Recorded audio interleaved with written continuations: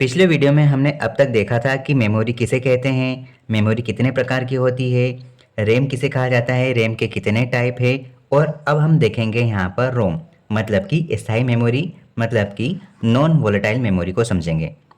अगर आप new viewer हैं तो इस चैनल के साथ जुड़कर आप कंप्यूटर की तैयारी को बेहतर तरीके से कर सकते हैं। चाहे आप किसी भी एग्ज़ाम की तैयारी किसी भी स्टेट से कर रहे हैं, ये सीरीज़ आपके लिए बेनिफिशियल रहेगी। जो विद्यार्थी ग्रुप 4 एग्ज़ाम की तैयारी कर रहे हैं वो अपने नोटिफिकेशन से पहले कम से कम 3 सब्जेक्ट को अच्छे तरीके से प्रिपेयर कर लें। यहाँ पर कंप्यूटर सब्जेक्ट को पूरी तरह से कवर किया जाएगा, आप यहाँ पर कंप्यूटर की तैयारी कर सकते हैं। चलिए, आज के वीडियो में हमको देखना है यहाँ पर रोम। रोम के बारे में हमको समझना है कि रोम क्या है और किस प्रकार से इस रोम का यूज़ किया जाता है। देखो, रोम जो भी है, सबसे पहले इसका आप नाम जानो। रोम आ से बनेगा रीड, ओ से बनेगा ओनली और एम से बनेगा मेमोरी। मतलब कि रोम को हम रीड ओनली मेमोरी कहते हैं। रीड ओनली मेमोरी के नाम से जाना जाता है। ठीक है। अब ये जो रोम है, ये रोम एक प्रकार की स्थायी मेमोरी है। स्थायी मेमोरी मतलब कि परमानेंट मेमोरी। क्या बोलेंगे? परमानेंट मेमोरी कहा जाता है रोम को। ये एक स्थायी मेमोरी है। अब स्थायी मेमोरी को क्या कहते हैं? स्थायी मेमोरी को ये नाम ध्यान रखना, non volatile memory. Volatile memory कहा जाता है। इंग्लिश के नाम में हम ज़्यादा कंफ्यूज हो रहते हैं। स्थायी मेमोरी मतलब कि नॉन वोलेटाइल मेमोरी। रोम किस प्रकार की मेमोरी है? तो रोम ये एक प्रकार से प्राइमरी मेमोरी का ही हिस्सा होता है। प्राइमरी मेमोरी का हिस्सा होता है जो कि नॉन वोलेटाइल होता है। ठीक है। ये जो रोम है, ये रोम एक प्रकार की इलेक्ट्रॉनिक मेमोरी है। इलेक्ट्रॉनिक मेमोरी, रोम एक प्रकार की इलेक्ट्रॉनिक मेमोरी है। ये एक स्थायी नॉन वोलेटाइल इलेक्ट्रॉनिक मेमोरी है जिसमें जो संग्रहित डेटा है मतलब कि जो सूचनाएं हैं, ये स्वयं नष्ट नहीं करता। ये स्वयं नष्ट नहीं करता। यह स्वयं नष्ट नहीं करता। स्वयं नष्ट नहीं करता तथा उन्हें बदला भी नहीं जा सकता। तथा उन्हें बदला भी नहीं जा सकता।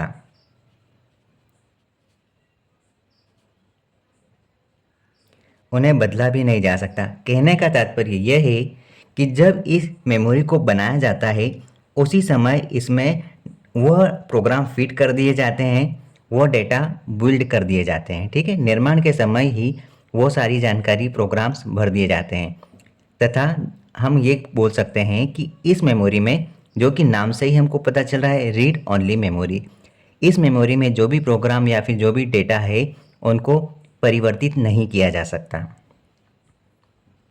परिवर्तित मतलब कि बदला नहीं जा सकता, जो हमने लिख दिया है। बदला नहीं जा सकता, परिवर्तित नहीं किया जा सकता, मतलब ये काम होगा ही नहीं। ठीक है।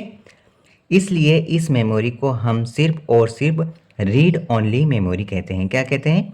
रीड ओनली मेमोरी कहते हैं। क्योंकि ये जो रोम है, इस रोम को कंप्यूटर का बिल्ट इन मेमोरी कहा जाता है, क्योंकि ये जब निर्माण होती है उसी समय इसमें प्रोग्राम फिट किए जाते हैं। तो हम इसको क्या बोल सकते हैं? इस रोम को हम बिल्ट इन मेमोरी इस नाम से भी जाना जाता है। और ये कंप्यूटर की सप्लाई बंद होने के बाद भी रोम में सूचनाएं मतलब कि वो डेटा बना रहता है। ठीक है। ये मेन पॉइंट याद रखना कि सप्लाई बंद होने पर रोम में ये डेटा बना रहता है।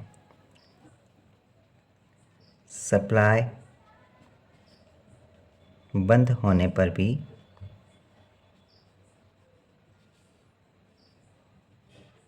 डेटा रहता है।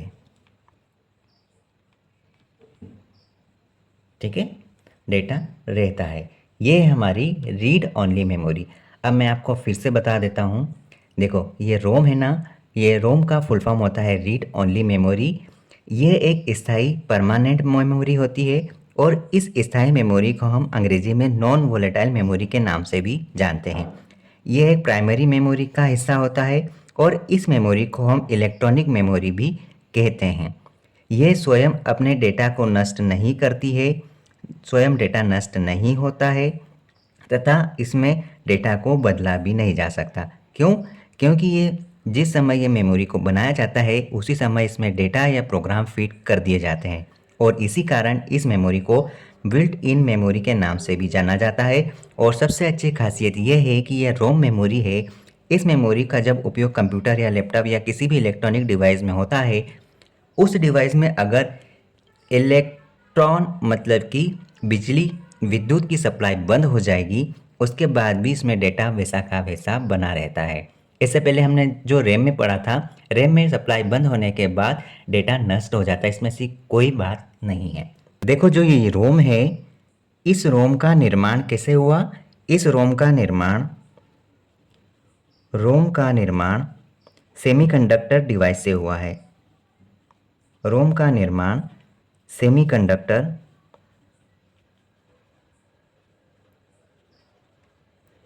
सेमीकंडक्टर डिवाइस से किया जाता है।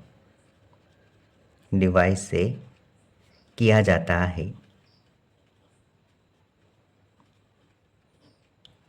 ठीक है, अतः इसे इलेक्ट्रॉनिक या फिर हम सेमीकंडक्टर डिवाइस मतलब सेमीकंडक्टर मेमोरी भी कह सकते हैं।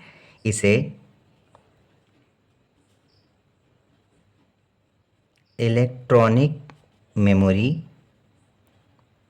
या सेमीकंडक्टर मेमोरी भी कह सकते हैं। सेमीकंडक्टर मेमोरी के नाम से भी जाना जाता है, कहा जाता है, कहा जाता है। ठीक है, ये जो रोम है, इस रोम का प्रयोग स्थायी प्रकृति के जो प्रोग्राम होते हैं या फिर जो डेटा होते हैं उन डेटा को स्टोर करने के लिए किया जाता है। रोम का इस्तेमाल, रोम का यूज़ यहाँ पर जो परमानेंट डेटा है, परमानेंट डेटा या हम बोल सकते हैं कि जो भी प्रोग्राम है परमानेंट प्रोग्राम, उनके स्टोर के लिए किया जाता है। उन डेटा के स्टोर के लिए यूज़ होता है रोम का। ठीक है, रोम में कंप्यूटर को स्टार्ट करने के लिए आवश्यक सूचनाएं जैसे कि हम क्या बोल सकते हैं, इंस्ट्रक्शन सेट, इंस्ट्रक्शन सेट या फिर हम बोल सकते हैं system boot programs, system boot programs store किए जाते हैं, स्टोर किए जाते हैं या रोम में होते हैं।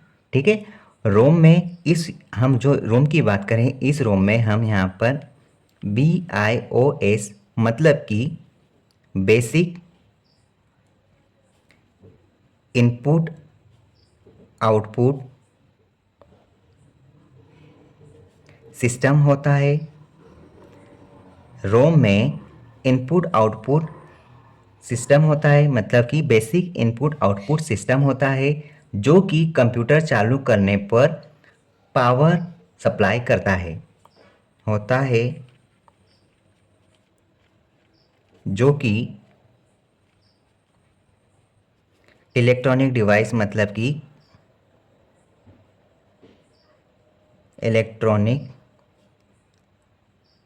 इलेक्ट्रॉनिक डिवाइस बोले तो कंप्यूटर या फिर लैपटॉप या फिर आप कोई सी भी इलेक्ट्रॉनिक डिवाइस की बात कर सकते हैं। कंप्यूटर को चालू करने के लिए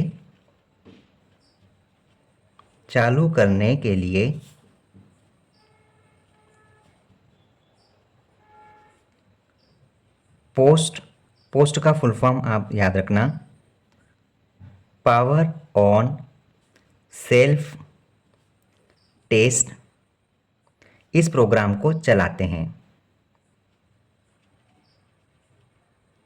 प्रोग्राम चलाया जाता है। चलाया जाता है। ठीक है, देखो इस रोम का निर्माण हम सेमीकंडक्टर डिवाइस से करते हैं और इसको हम सेमीकंडक्टर मेमोरी भी कह सकते हैं। ठीक है, रैम का उपयोग हम परमानेंट जो प्रोग्राम है या डेटा उनको स्टोर करने के लिए करते हैं।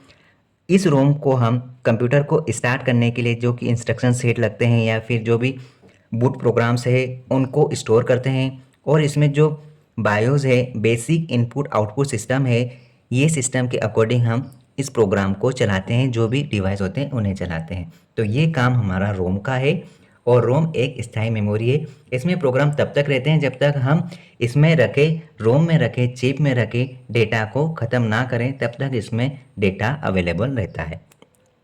ये हुई हमारी रोम की बात। अब हम ये देखते हैं कि ये जो रोम मेमोरी है, स्थायी मेमोरी है, नॉन वोलेटाइल मेमोरी है जिसे हम रोम कहते हैं, इस रोम के कितने प्रकार है, कितने प्रकार की मेमोरी होती है जो स्थायी मेमोरी के नाम से जाने जाती है। चलिए हम इसके टाइप्स देखते हैं। रोम के प्रकार देख रहे हैं हम।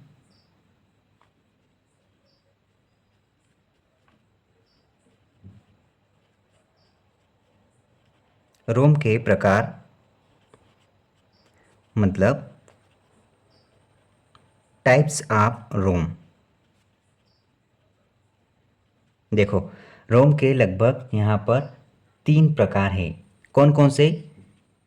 पहला है पी रोम, दूसरा है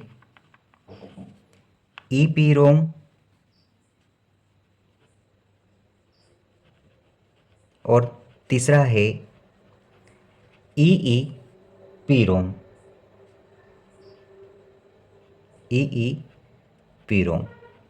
अब हम इसका फुल फॉर्म देख लेते हैं। ये जो 3 है, देखो पी रोम का फुल फॉर्म यहाँ पर होगा programmable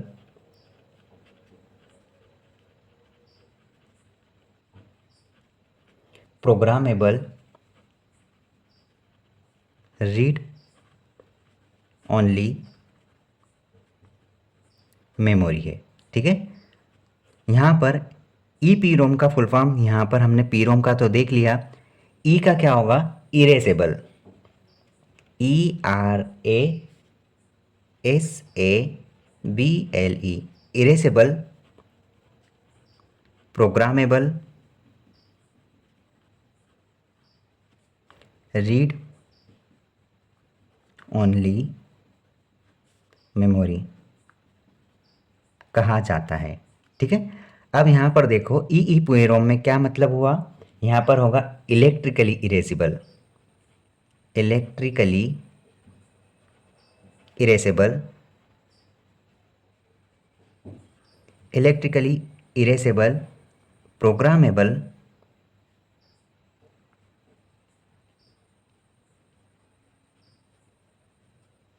programmable, read READ read only memory है। रीड ओनली मेमोरी कहा जाता है। ये रोम के 3 प्रकार देखें।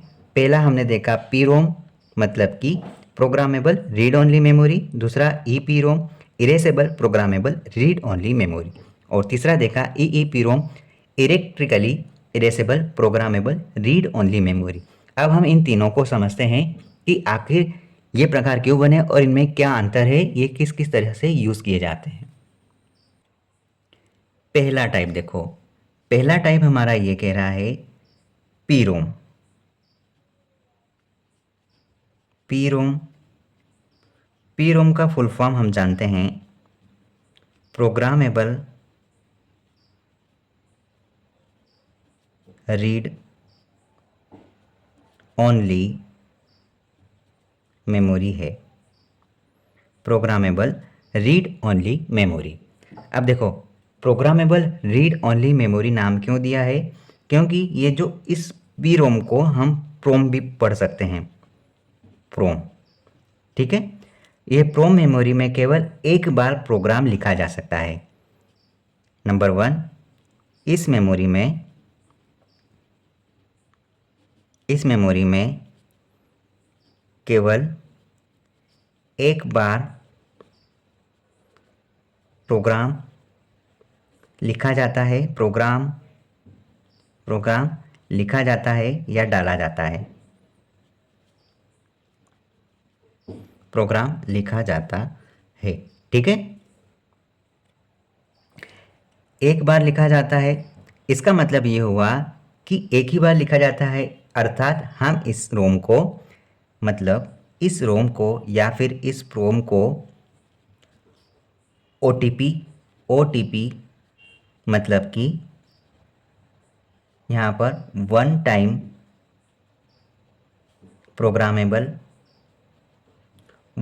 प्रोग्रामेबल चिप के नाम से भी, मेमोरी के नाम से भी जानते हैं,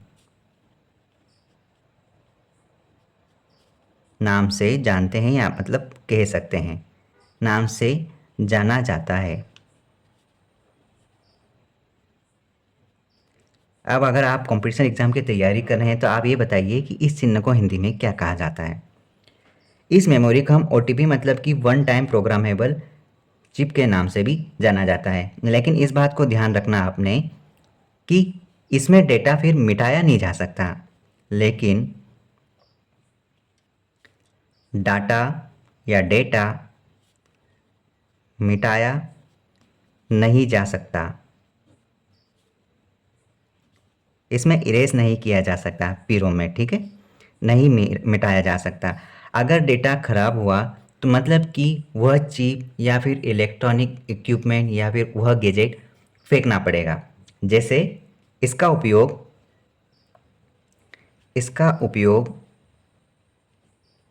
जैसे कि खिलौने में होता है। अगर इलेक्ट्रॉनिक चीज़ें अगर ख़राब होती है तो वो सुधरती नहीं है, वो फिर ख़राब हो जाती है, उसको फेंकना पड़ता है। जैसे कि खिलौनों में वीडियो गेम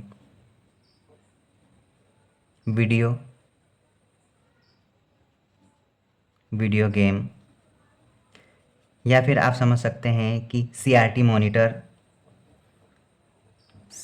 मॉनिटर बड़ी की मात्रा आएगी यहाँ पे, सीआरटी मॉनिटर, या फिर आप माइक्रो कंट्रोलर भी बोल सकते हैं, माइक्रो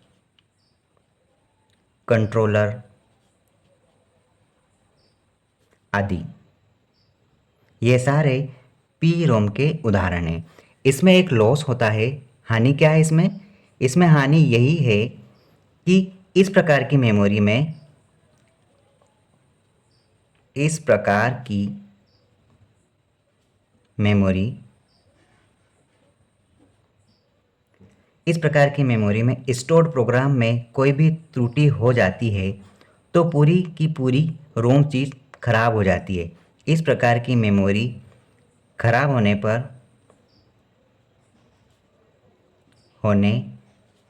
पर रोम चिप खराब हो जाती है,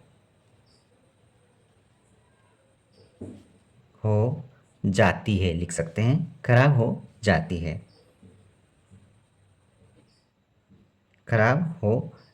है, ठीक है। देखिए ये जितनी भी रोम है, कोई से भी टाइप हो गया रोम के, ये जो रोम मेमोरी है इसमें सूचनाओं को जब स्टोर करते हैं तो वो बर्निंग की प्रोसेस के द्वारा बर्न किया जाता है और प्रोग्राम को डाला जाता है जब ये चिप बनाई जाती है उस समय। मतलब कि एक प्रॉपर डेफिनेशन के हिसाब से अगर बोला जाए तो जैसे कि रोम में प्रोग्राम या डेटा को किसी फ्यूज़ लिंक के द्वारा, किसके द्वारा, फ्यूज़ लिंक के द्वारा प्रोग्राम डाले जाते हैं, सेट किए जाते हैं, और एक बार डेटा भर जाने के बाद जो ये फ्यूज़ लिंक है, इस फ्यूज़ लिंक को जला देते हैं, लिंक को जला दिया जाता है। अब क्यों जला दिया जाता है? इस कारण, क्यों? ताकि हम डेटा को बदल ना सके, ताकि डेटा बदल ना सके, ताकि डेटा बदल ना सके, इसलिए उस फ्यूज़ लिंक को जला दिया जाता है। ये आप ध्यान रखना, ठीक है। फ्यूज़ लिंक को जला देते हैं ताकि हम डेटा को ना बदल सकें। और इसी कारण रोम में डेटा डालने को जलाना मतलब कि बर्निंग इन द डेटा कहते हैं। क्या कहते हैं? Burning in the data. मैं आपको कहाँ लिख दूँ?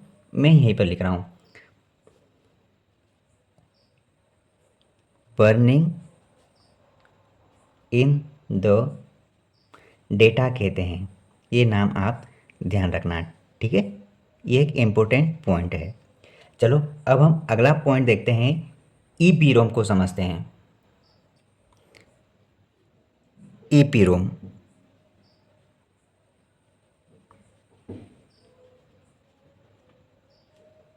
ईपीरोम लिखना है, ईपीरोम। सबसे पहले इसका फुल फॉर्म देखो, इसका फुल फॉर्म है erasable programmable read only memory कहा जाता है। इसका फुल फॉर्म है। इस ईपीरोम में लिखे हुए डेटा पर हम इरेज करके डेटा को हटा सकते हैं और नया डेटा डाल सकते हैं, ठीक है।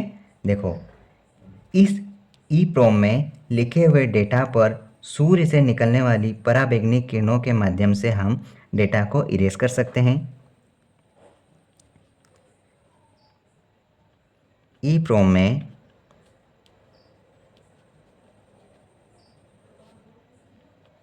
में लिखे हुए डेटा को सूर्य की निकलने वाली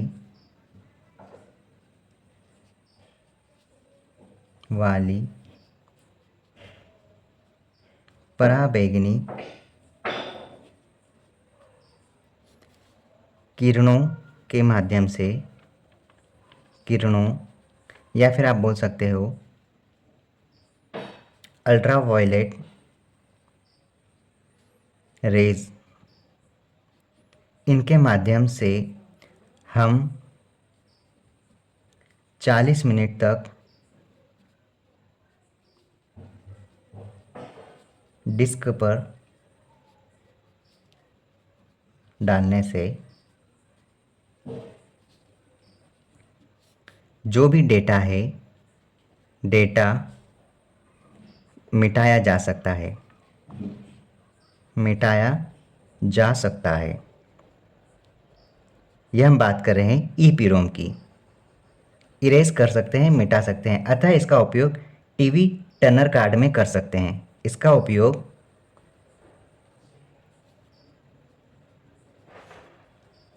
जो टीवी टनर कार्ड होता है उसमें होता है, टीवी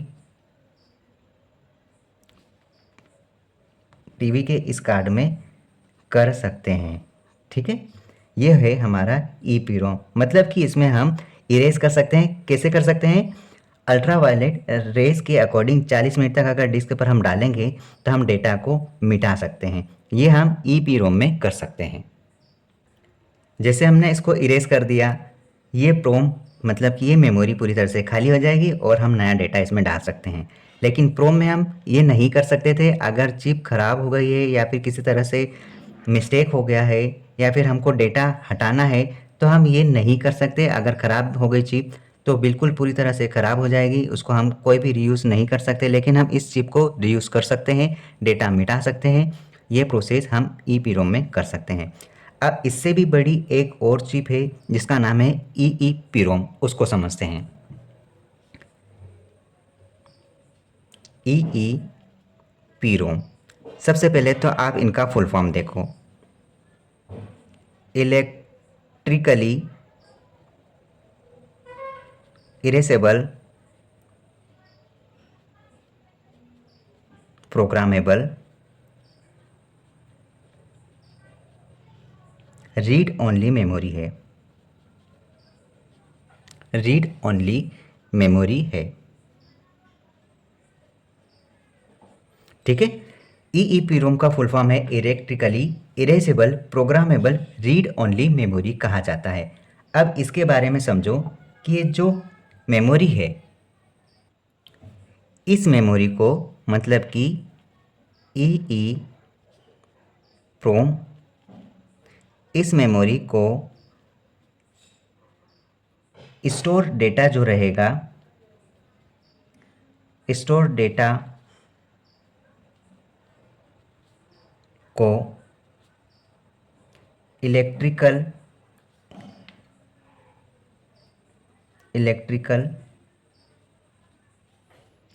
सिग्नल के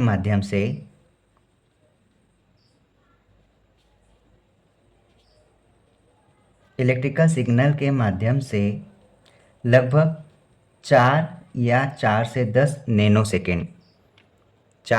नैनो सेकेंड में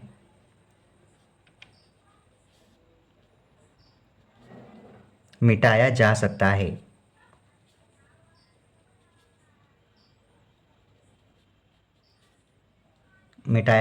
है। और इस मेमोरी का उपयोग हम बायोस में करते हैं। इस मेमोरी का यूज़ उपयोग बायोस में होता है, मतलब कि बेसिक इनपुट आउटपुट सिस्टम में होता है। यह हमने 3 प्रकार की मेमोरी पढ़ी।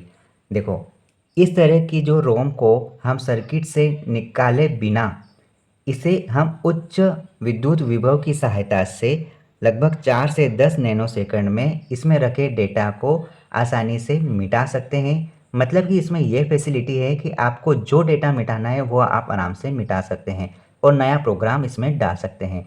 इसका उपयोग अनुसंधान जैसे जगह होता है और अभी प्रेजेंट में हाल ही में जो सहायक मेमोरी के रूप में EEPROM का जो इस्तेमाल हो रहा है, बढ़ रहा है, इसे हम फ्लैश मेमोरी के नाम से भी जानते हैं। क्या बोलते हैं इसको? Flash memory. ये नाम आप ध्यान रखना, फ्लैश मेमोरी के नाम से भी जानते हैं। किसको? EEPROM को हम जानते हैं। ये जैसे कि पेन ड्राइव इसका एक सबसे अच्छा उदाहरण है। पेन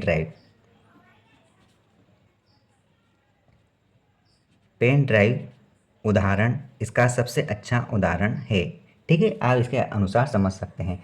इस प्रकार के जो इलेक्ट्रॉनिक मेमोरी का उपयोग हम कई सारे आधुनिक जैसे कि अभी की जो युक्तियां हैं, जैसे कि डिजिटल कैमरा हुआ, लैपटॉप हुआ, स्मार्टफोन हुए, या फिर आप कुछ भी समझो, इस प्रकार से हम जो उपयोग कर रहे हैं ये एक सस्ती युक्ति है और इसके विषय में हम जो कई सारी जो चीज़ें होती है तथा इसमें विषम परिस्थितियों में भी डेटा को सुरक्षित रखने की क्षमता होती है। ये जो फ्लैश मेमोरी है इसमें एक पोर्टेबल सेमीकंडक्टर मेमोरी होती है जिसमें रोम या रैम दोनों तरह की विशेषता होती है। ठीक है, अब देखो, जब EEPROM में भी मिटा सकते हैं और EEPROM में भी मिटा सकते हैं तो फिर इसकी क्यों ज़रूरत पड़ गई हमको? इसका एकमात्र एक कारण है कि इसमें हम डेटा को सूर्य की पराबैंगनी किरणों के माध्यम से मिटा सकते हैं और यहाँ पर इलेक्ट्रिकल के फॉर्मेट में मिटा सकते हैं। ठीक है, अब देखो, यहाँ पर इस मेमोरी को अगर मिटाएंगे तो एक बार में सुपड़ा साफ करेगा, मतलब कि एक बार में पूरी मेमोरी को ख़त्म कर देगा। यहाँ पर ये काम होता है। लेकिन EEPROM में काम ये होता है कि आपको जो डेटा डिलीट करना है, जो प्रोग्राम डिलीट करना है, यहाँ पर आप पर्टिकुलर चीज़ को डिलीट कर सकते हैं। यहाँ पर ऐसा नहीं है कि आपने डिलीट किया तो सारे डॉक्यूमेंट, सारे प्रोग्राम या सारे डेटा फिनिश हो जाएंगे। यहाँ पर आप पर्टिकुलर चीज़ को डिलीट कर सकते हैं और यहाँ पर पूरा का पूरा आप इसको क्या बोल सकते हैं, या फिर आप उसको पूरा का पूरा फॉर्मेट मारते हैं, वो आपका पीरोम में होगा। यहाँ पर फॉर्मेट मारने जैसी स्थिति नहीं बनती है। यहाँ पर आपको वो सिलेक्ट करने के लिए ऑप्शन देता है कि आपको कौन सा डेटा रखना है, कौन सा आपको डिलीट करना है। ठीक है, यही दोनों में अंतर है। यहाँ पर आप पूरी मेमोरी को खाली करोगे और यहाँ पर आपको जिस चीज़ को डिलीट करना है वही चीज़ यहाँ पर डिलीट होगी। ठीक है, ये हमने पढ़ा रोम का एक स्ट्रक्चर, जिसमें हमने PROM, EEPROM और EEPROM को समझा और हमने समझा कि रोम क्या होता है। ठीक, अब हम कुछ इम्पोर्टेंट पॉइंट की बात कर लेते हैं। हमने जो रैम और रोम को पढ़ा है उसको हम यहाँ छोटा सा डिफरेंस समझ लेते हैं। एक तरफ हम रैम की बात करेंगे और एक तरफ हम रोम की बात करेंगे। देखो, रैम क्या होता है? रैम रैंडम एक्सेस मेमोरी है और रोम रीड ओनली मेमोरी है। देखो, रैम एक वोलेटाइल मतलब कि अस्थायी मेमोरी है, ये एक वोलेटाइल मेमोरी है। वोलेटाइल मेमोरी है मतलब कि ये एक अस्थायी मेमोरी है और ये नॉन वोलेटाइल मेमोरी है। नॉन वोलेटाइल मेमोरी है।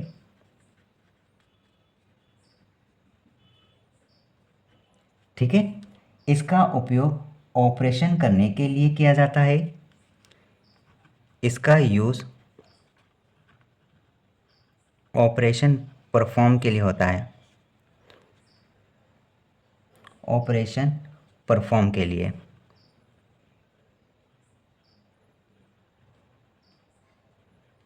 ऑपरेशन परफॉर्म के लिए होता है और इसका उपयोग कंप्यूटर की शुरुआत प्रोसेस के लिए किया जाता है। इसका यूज़ कंप्यूटर के शुरुआती प्रोसेस के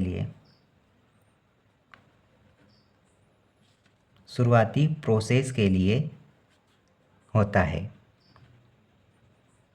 ठीक है। ये जो रैम है, ये रैम चिप का जो साइज़ है ये रोम से बड़ा होता है। रैम का साइज़ रोम से बड़ा होता है और यहाँ रोम चिप का साइज रैम से छोटा होता है। ठीक है। अब यहाँ पर रैम को डेटा एक्सेस करने के लिए पावर की ज़रूरत होती है। यहाँ पर पावर सप्लाई रिक्वायरमेंट है। पावर सप्लाई रिक्वायरमेंट है और यहाँ पर कोई रिक्वायरमेंट नहीं है, मतलब कि रैम को डेटा एक्सेस करने के लिए पावर की आवश्यकता नहीं होती। Power supply not requirement.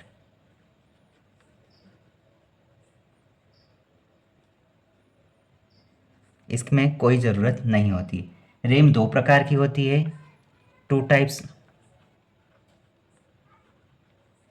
एक होती है एस रैम और दूसरी होती है डी रैम। इन दोनों का अंतर हमने देख लिया था प्रीवियस वीडियो में। और ये जो रोम है, ये रोम तीन प्रकार से होती है। Three types.